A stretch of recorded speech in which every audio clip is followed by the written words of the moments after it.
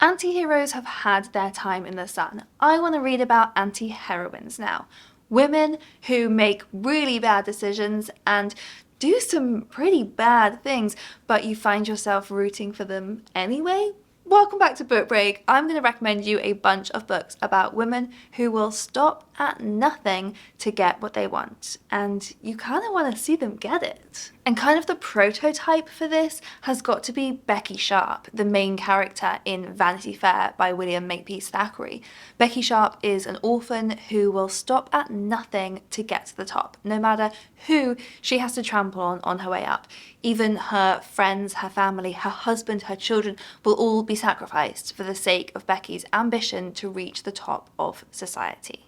But the best part of this book is that as much as you might hate Becky, you also love her because she is such a great character. She might be manipulative, narcissistic, and borderline sociopathic, but you cannot tear yourself away from watching her rise and fall in this book. I think that Vanity Fair and its popularity even today is just proof that women like this, women who will stop at nothing, make the best characters. Which is why it was such a great idea for Sarah May in her new book Becky to adapt the story of Vanity Fair but set it in the world of 90s tabloid journalism. In this book, Becky Sharp is transported to the modern day and she sets out to climb to the top of the newspaper world, immersing herself along the way in the biggest scandals of the decade.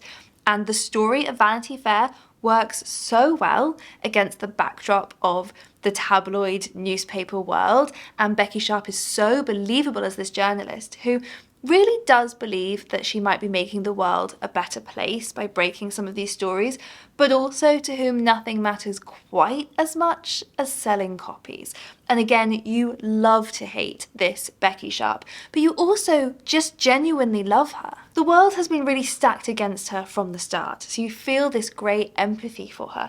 And then even as she makes some truly shocking decisions, there's nothing quite as satisfying as watching an underdog get even. Vladimir by Julia May Jonas is about a female academic in her 50s who becomes dangerously obsessed with a young novelist called Vladimir who arrives on campus. So our main character, who remains unnamed throughout the whole novel, is in an open marriage with another professor who works at the same university as her but is currently under investigation for inappropriate relationships with some of his students.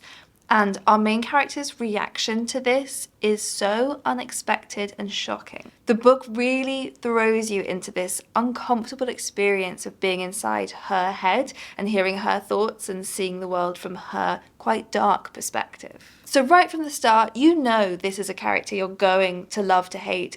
She's pretty unsympathetic, she's very cutting, and once she sets her sights on Vladimir, she will stop at nothing to get him. The main character in If I Can't Have You by Charlotte Levin is a much more sympathetic character, but makes just as many terrible decisions. So Constance has been really badly mistreated by Samuel, who is a new doctor at the surgery where she works as a receptionist.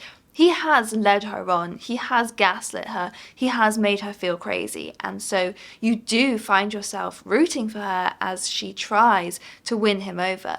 At first, at least. Before long, her actions slip into stalker territory, and you find yourself screaming at the page to try and stop Constance making these terrible decisions.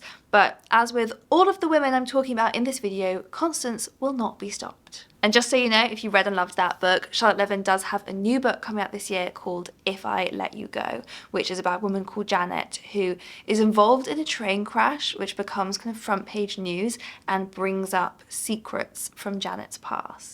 And then let's turn to some actual murderers, possibly harder to relate to, but still who make just as good characters. So the first is in My Sister the Serial Killer by Oyinkan Braithwaite. Korede's younger sister, Ayula, is beautiful and confident and can't stop murdering her boyfriends. She claims that has always been in self-defense, but Korede knows her sister a little better than that. But nonetheless, every time it happens, Korede has helped her sister clean up the mess, dispose of the body, and literally get away with murder. But that is before Ayula catches the eye of the man that Korede has been in love with for years, and so now she has to really choose where her loyalties lie. And Ayula is just such a great character to read, and a character that you really hate. Aside from the whole murdering thing, she is also just such a selfish, self-absorbed character. She seems to have no remorse at all for what she is putting her sister through, let alone remorse for the men that she keeps murdering. In #FashionVictim by Amina Akhtar, Anya Sinclair will stop at nothing to get a promotion at the fashion magazine where she works, even if it means going on a killing spree to get what she wants. So this book, think The Devil Wears Prada meets American Psycho. And finally, How to Kill Your Family by Bella Mackie is about a woman who will stop at nothing to get revenge. So her father was the head of this really wealthy family dynasty who completely shut Grace, our main character, and her mother out and denied them. And so all these years later, Grace has grown up and she's decided to get revenge by killing off the family one by one. And this book was so much fun.